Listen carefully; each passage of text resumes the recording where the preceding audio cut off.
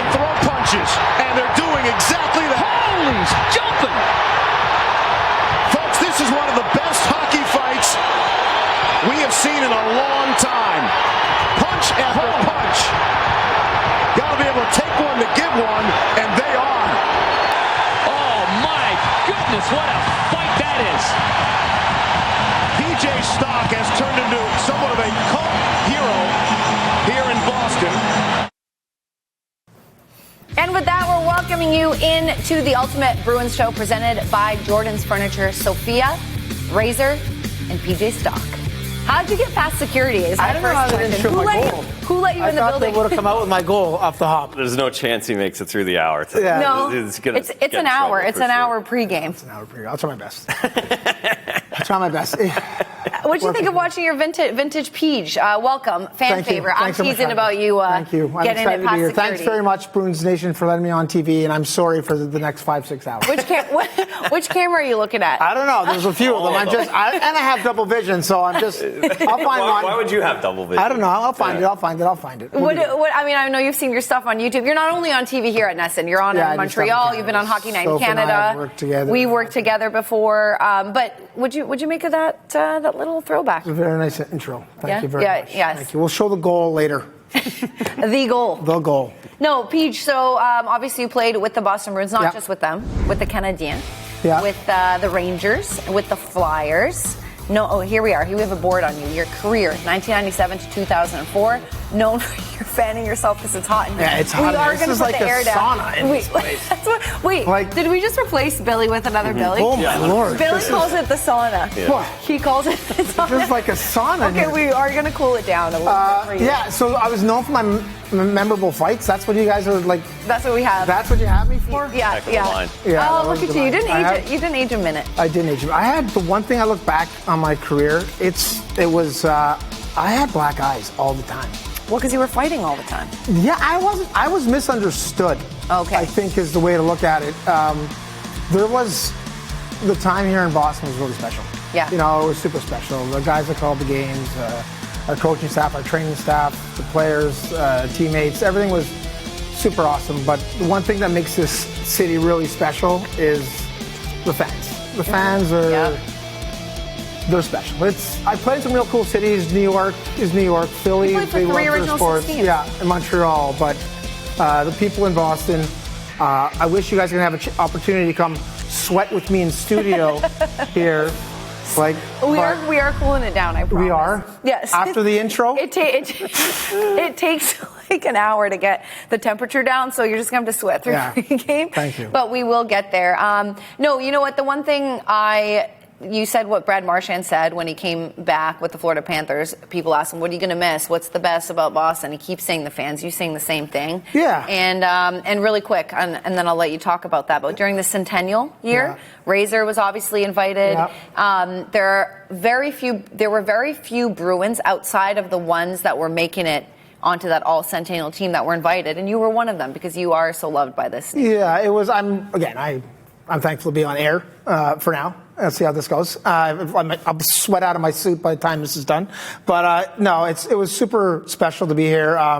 It's a city that they were lucky. Like, let's be honest. They had the Pats winning all the time, Red Sox winning all the time, Bruins. We were doing really well at the time, and the fans they got tired of cheering for the superstar players on every team. So we cheered for Joe Thornton every night, Glenn Murray. Is there anyone else we could cheer for? Mm-hmm. So it was fun to be acknowledged on a team and in a city with a bunch of great athletes, and it's super fun to be back tonight. All right, well, we're going to get into the Bruins game and preview against, of course, the Ottawa Senators. And let's get into it right now, going back to a flashback. Linus Ullmark on Saturday, not really a flashback, just a little while ago, going down the length of the ice to get in a scrum. Razor, since you are a goaltender, what do you make of this move? It doesn't happen very often nowadays. When Peach and I played together, especially in the minors, it happened a whole lot more often. Once a weekend, probably, you had to do something like this. Again, 4-0 game. Lindgren does get in the mix early. Linus feels like he needs to go down there and add the extra person. Probably as dangerous as things get in the NHL nowadays. The referees get in pretty quickly between the goaltenders that we've seen over the last couple of years. It's tough to make a goalie fight, but Linus goes down there to help everybody out. So a question. I don't think I've ever I played with Byron Defoe, some other goalies that I've got into them. What's going through your mind when you're standing at center ice? Like, I know when you're involved in a play because I was the guy that bumped in you in front of the net, and you'd slash me and you'd block her. That's what you did. Yes. But what's he thinking 200 feet away? Like, I'm going to go down and even this, or the score, or? Oh, well, no. What you're really thinking about first and foremost, you don't want to be 6-on-5 in that situation. In that situation, you're okay. I got to get down. It's 4-0. If it's 1-1, you're not taking the extra penalty. At 4-0, you have the ability to go in there and even things up. You're probably not. Again, can't imagine the goalies nowadays think they're actually going to get into a fight because, again, we haven't seen it. Right. We've had opportunities, and the referee, the league, has just said, this is not happening, guys. Mm-hmm. Referees are not allowed to let these guys fight. Whatever you do, we don't want this leading the news story for the NHL over the next few days. So I think mostly you're just worried about getting in there, making sure your guys are evened up. Jeremy Swayman tried that last year against Darcy Kemper, but like you mentioned, Razor, the refs were like, no. This is the example, because Kemper went out too. He took his, they were ready. Like this would have happened without question 15 years ago. 10 years ago. Mm-hmm. Now it just won't. The referees, everybody's in, you've got everybody in, it just won't happen. And again, I think this is... Binnington was kind of looking to get in the mix for a while. He stopped. Jeremy last season I think he's stopped. He needs to stop the puck. And the game's hard enough as it is to be worrying to do this as a goaltender. Yep.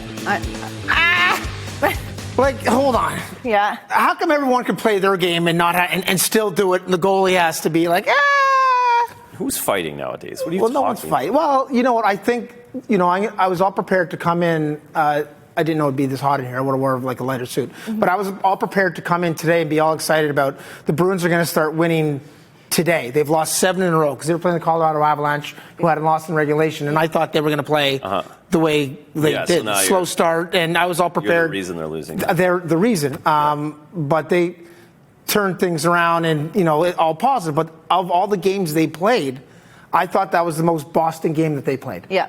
Besides the start of the game. Yep.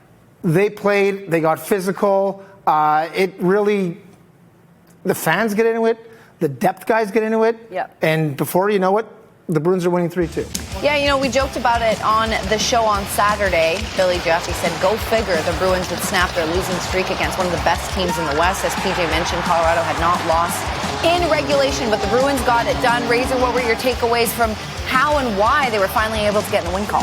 Well, first takeaway, Jeremy Swayman was fantastic. 2 goals on 33 shots. Goal saved above expected was around 3. He only gave up the 1. The other thing that stood out to me was that they didn't have a good start. It was one of the few games in the last 5 that they haven't scored first. Colorado scores first. We're going to talk about the start that Colorado has coming up, but they fought through it and held with it and were able to get the 2 goals quickly in the first period, and that allowed them to settle in. So I like the fact that they were able to bounce back rather than give up the lead. PJ, your takeaways from that win? The guys like scoring. Everyone likes scoring. Mm-hmm.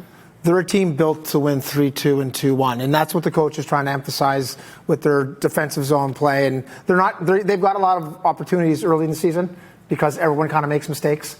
And they've been beneficiary of some of them and getting a lot of games with a lot of goals. But they're a team built to play 3-2 and score goals from hard work. And I thought Arvidsson's goal was hard work. I think Geekie outraces the player at the end of the game for a wraparound, another hard work goal. That's their key to success, and that's what they have to stick to. All right, guys, a little bit of news here as we've been kind of waiting for what's going on with Hampus Lindholm. Well, yesterday, placed on injured reserve. He was constantly day-to-day, but never really made his way back to the team. That injury happened on October 9th. Jonathan Aspiro recalled from Providence. So with that, let's go to Adam Pellerin, who is in Canada's capital. Adam, you're reporting today. Give us the goods on Hampus and Jonathan Aspiro and the expectations.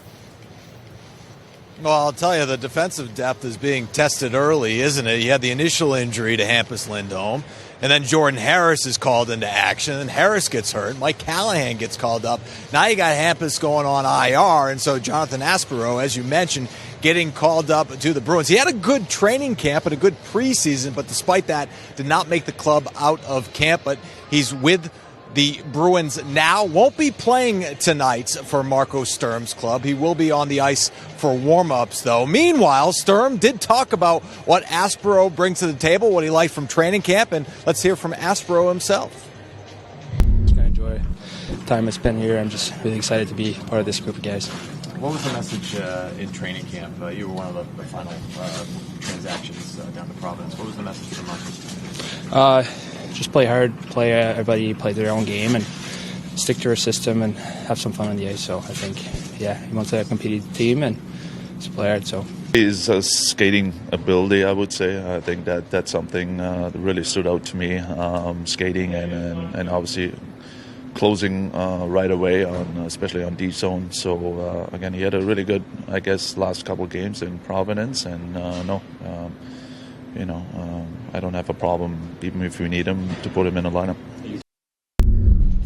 So Aspero not in the lineup. You will see him out on the ice for warm-ups, though. So his NHL debut will have to wait. Maybe it'll be tomorrow when the Bruins play the second of a back-to-back against the Islanders. Meanwhile, Hampus Lindholm's situation, he's on injury reserve. It dates back to October 9th. Asked Marco Sturm about that today. He said he is getting close. He's feeling better, but they just have to be patient and make sure when he comes back, he stays in the lineup, guys.